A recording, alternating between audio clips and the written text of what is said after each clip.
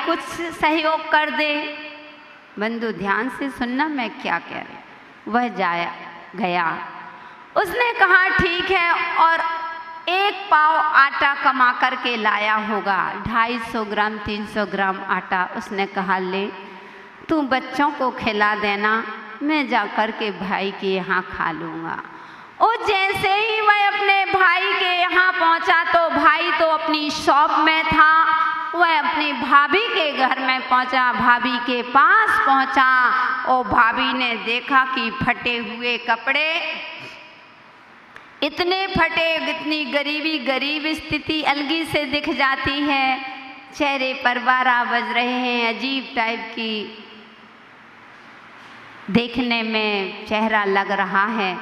वह समझ गई, देखो मायाचारी। तो उसने देवर को बिठाया, आओ भाई साहब बैठो। और जैसे ही देवर साहब बैठे, बोले भाई साहब आप तो भोजन करके ही आए होंगे।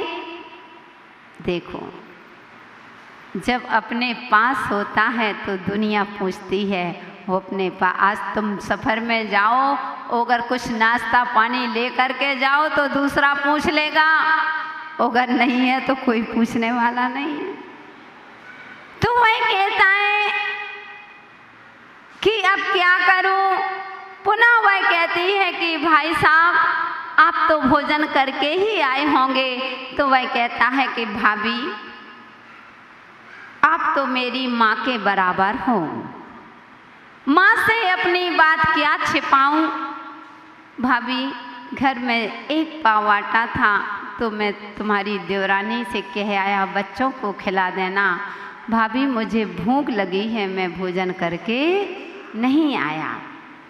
इतना कहा, उसने कहा ठीक है मैं अंदर जाती हूँ। मैं अंदर भोजन बनाती हूँ। जैसे ही अंदर गई 2 सेकंड 10 सेकंड रुकती होगी और रसोई से चिल्लाते हुए आ गई, अरे भाई साहब गजब हो गया, क्या हो गया, ये हो गया। उसने कहा क्या हो गया भाभी। बोले कुछ मत पूछो, बड़ा आज तो बहुत बड़ी ऐसी घटना। तो बोली क्या हुआ भाभी कुछ तो बताओ। बोले अरे देवर जी जो तवा था वह चूहिया ले गई, चूहिया तवा ले गई है, अब किस में भोजन बनाऊं। वह समझ गया इंसान है। उसने सोचा एक तवा और चूहिया ले जा सकती है। उसने उसी वक्त वो अपनी किस्मत को दोष दिया, किसी को दोष नहीं, मेरा ही पाप कर्म का उदय। आँखों में आंसू, पेट में भूख लगी थी, आँखों में आंसू आ गई और निकल गया कि जहाँ घर में, जिस घर में सम्मान नहीं उस घर में क्या रहना, और निकल गया। और जैसे ही अब पहुँचने वाला स्टैंड तक गया, उसने सोचा कि अरे भाभी तो वैसे ही पराई घर की कहलाती है, क्यों ना अपने भाई से तो एक बार मिल कर के आऊँ, यही तो शौक है। और बंधु वह भाई के पास भाई से मिलने पहुंच जाता है। जैसे ही भाई की दुकान पर पहुंचा, भाई ने देखा कि भाई की ये स्थिति, उसने तुरंत अपने गले से लगा लिया और कहा कि भाई तूने अपनी ये क्या स्थिति कर रखी है, मैं था कुछ, मुझे संकेत क्यों नहीं किया। और गले से लगा रहे, दोनों के आंखों से आंसू में निकल रहे हैं, भरत मिलाप सा हो रहा है, आंखों से उसके भी आंसू और बड़े भाई के भी आंसू टपक रहे हैं। उसने कहा कि चलो भैया सबसे पहले चलो घर चलते हैं, पहले नहाओ धो भोजन करो, फिर मैं तुमसे बात करूँगा। बहुत अच्छे भी अपन बहुत दिन में मिले हैं, बहुत बढ़िया बात करेंगे। उसने हाथ जोड़ लिया और रोने लगा। बोले भाई तुम रो क्यों रहे हो। बोले माफ़ करना भैया, मैं घर नहीं जाऊँगा। बोले क्यों नहीं जाएगा, आखिर बताओ। बोले कुछ भी हो भैया, मैं घर नहीं जाऊंगा। अब छोटा था, अब बड़ों से तो अपनी जिद करेगा, ऐसा नहीं कि अब बड़ों से जिद की कह दो तो छोटे लोग जिद ही में लग जाए। तो उसने कहा कि ठीक बताओ कारण। उसने कहा कि भैया मैं घर गया था, जैसे ही पहुंचा भाभी ने मेरी ये स्थिति देखी, हालत देखी, वो अपने आप कहने लगी कि भाई साहब आप तो भोजन करके ही आए होंगे। ओ मैंने कह दिया नहीं भाभी, घर में इतना सा आटा था, बच्चों को खाने को नहीं था, तो देवरानी को तुम्हारी दे के आ गया कि तुम बच्चों को खिला देना, मैं अपने भाई के यहाँ भोजन कर लूँगा। लेकिन है तो भाभी ने जैसे ही मैंने कहा मैं भूखा हूँ, भाभी अंदर जाती है, रसोई में जाती है और बाहर निकल कर के रोने लगती है, गिड़गिड़ाती है और कहती है कि भाई साहब गजब हो गया, तवा चूहिया ले गई। उसने कहा कोई बात नहीं, अपनी ही तो भाभी है। कह दिया कि अम्मा नहीं कहती क्या? उसने कहा नहीं मैं नहीं जाऊंगा। उसने कहा चल पहले अपने कपड़े चेंज कर। उसकी दुकान पर कपड़े थे, उसको कपड़े पहनाए और कुछ पैसे दिया। उसने कहा तुम सीधे घर जाओ, और वह घर चला गया। अब यह घर से यहाँ पहुँचा, देखो अभी तो मायाचारी महिलाओं की, अब देखना पुरुषों में भी मायाचारी। अब जैसे ही वह घर पहुँचा, दरवाजा खटखटाया और तेजी से जोर जोर से घबराने लगा कि बड़ी दुर्घटना घट गई, कोई दुर्घटना घट गई। तो वह सेठानी कहती है क्या हो गया, कौन सी दुर्घटना घट गई, क्या हो गया? उसने कहा कुछ मत पूछ, गजब हो गया, बहुत दुर्घटना, बहुत बुरा हुआ, बहुत बुरा हुआ। उसने कहा आखिर बताओ तो हो क्या गया? उसने कहा तेरे पीहर में, तेरे मकान में आग लग गई है, अचानक आग लग गई है, सब कुछ जल गया। तो वो जेते तेज से रोने लगी। महिलाएं हैं, अपनी माँ के लिए तो कुछ नहीं कर, पति के लिए तो उसकी माँ को 4 बातें सुना। पत्नी हर बात सहन कर लेगी, तुम जो कुछ कहो सहन कर लेगी। अगर उसकी माँ पिता के लिए कहा तो रानी लक्ष्मीबाई बन के खड़ी हो जाएगी कि मैं अपनी माता पिता के बारे में नहीं सुन सकती। और भले ही अपने पति के माता पिता को उसके पुत्र के सामने ही 4 ठो सुना दो और वो निकम्मा बना देखता रहता है।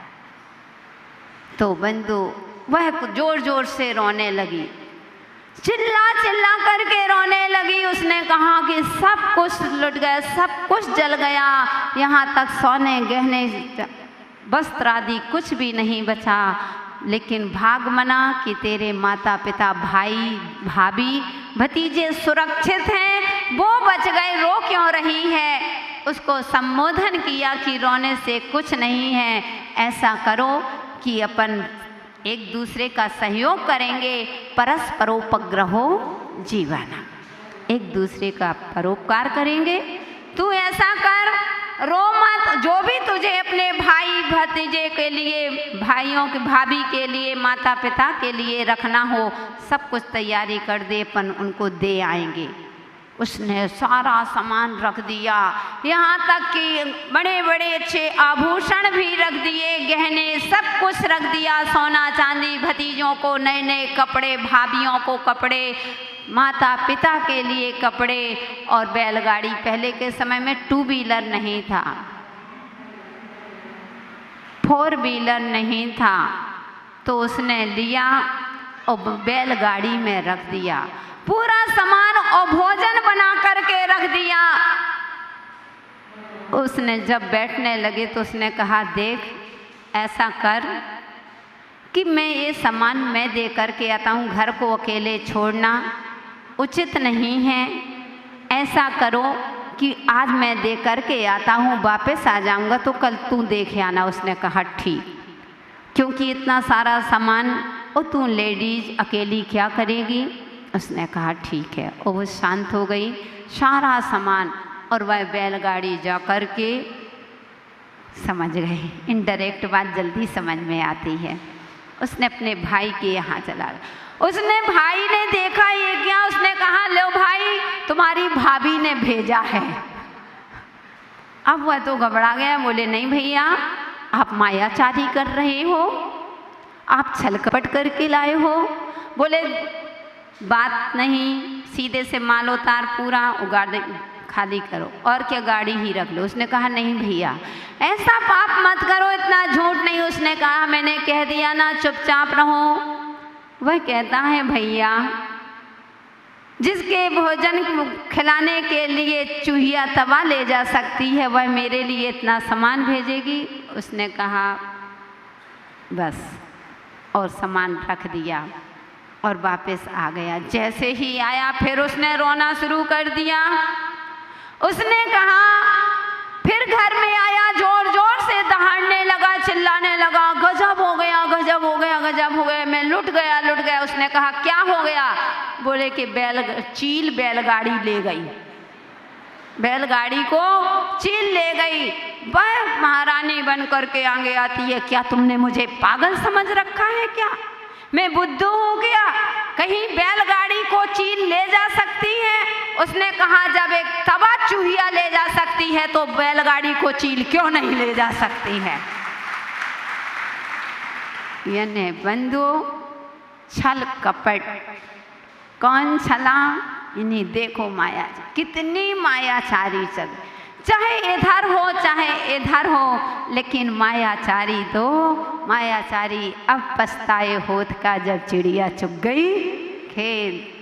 कहने का तात्पर्य बंधुओं ये संसार है, संसार में बहुत प्रकार के लोग हुआ करते हैं। इतनी मायाचारी से संसार आज के समय चल रहा है, लेकिन यह मायाचारी दुख का खजाना है।